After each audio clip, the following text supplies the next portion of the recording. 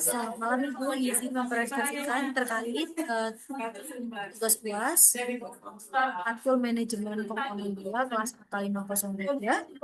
Sebelumnya izin share screen terlebih dahulu.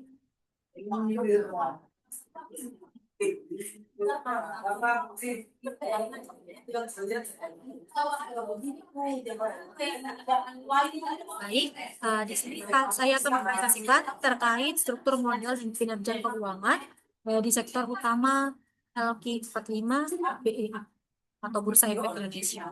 Nah, ini sebelumnya terkait dengan penugasan tugas semester yang mana saya menganalisis dan menjawab pertanyaan dari tugas semester terkait jurnal analisis saya dengan judul jurnal analisis struktur modal terhadap kinerja keuangan perusahaan sektor utama yang terdaftar di indeks LQ45 Bursa Efek Indonesia.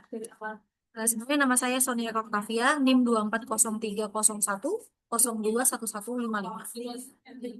Untuk yang pertama, latar belakang atau motivasi penelitian, yakni untuk menjawab pertanyaan mengapa perusahaan sektor pertanian dan pertambangan mengalami fluktuasi kinerja yang signifikan di bursa efek. Kemudian untuk volatilitas sektor utama, yang pertama ada urgensi strategi. Sektor pertanian dan pertambangan adalah pilar ekonomi nasional. Namun representasi mereka di indeks LQ45 terus-menerus turun secara signifikan. Nah, faktor internal sendiri terjawab kebijakan struktur modal menjadi penentu utama dalam menyeimbangkan risiko utang dan ekuitas untuk menjaga stabilitas profitabilitas di tengah ketidakpastian pasar. Kemudian variabel yang dipakai atau variabel laten dan indikator yang pertama struktur modal ini diukur menggunakan DAR yaitu debt to asset dan DER atau debt to equity dan LTDER atau long term dari debt to asset.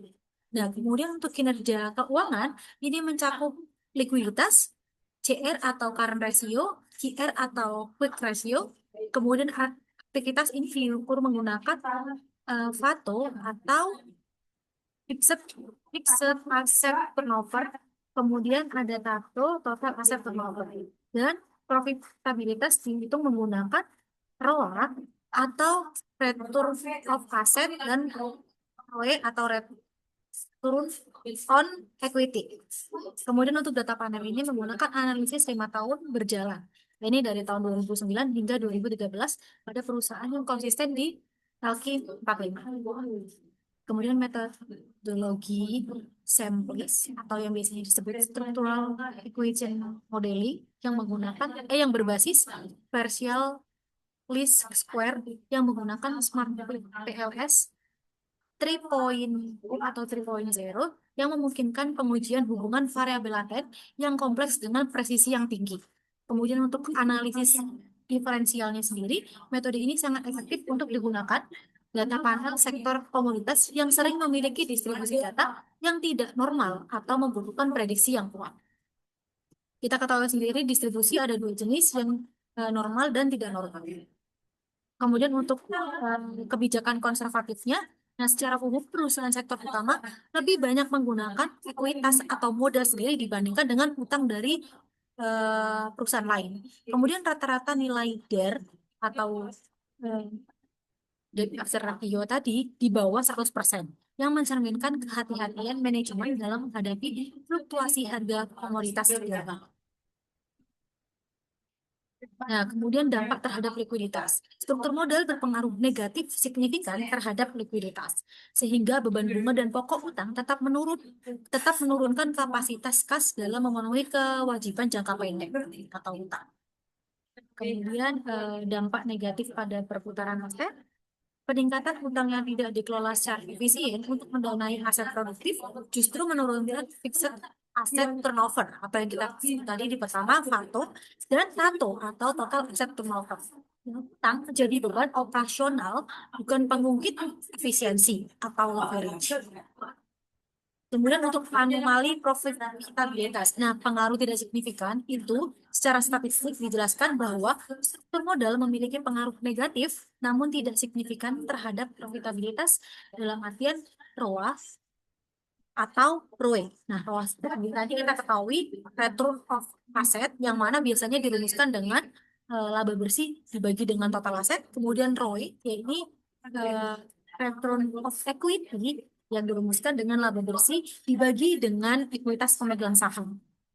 Nah, ini membuktikan bahwa bagi sektor pertanian atau pertambangan, penambahan modal asing belum tentu mampu menggerakkan keuntungan bersih bagi para pemegang saham. Nah, kemudian untuk sintetis strategi tadi dapat disimpulkan dari analisis sampling tadi.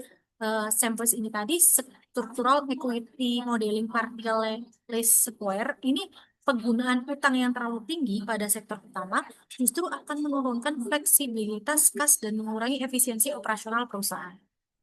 Kemudian untuk rekomendasi CFO dan manajemen, yang pertama, optimalisasi modal internal, yakni berdasarkan penggunaan laba ditahan atau ekuitas untuk mendanai operasional guna menjaga rasio ekuitas tetap aman.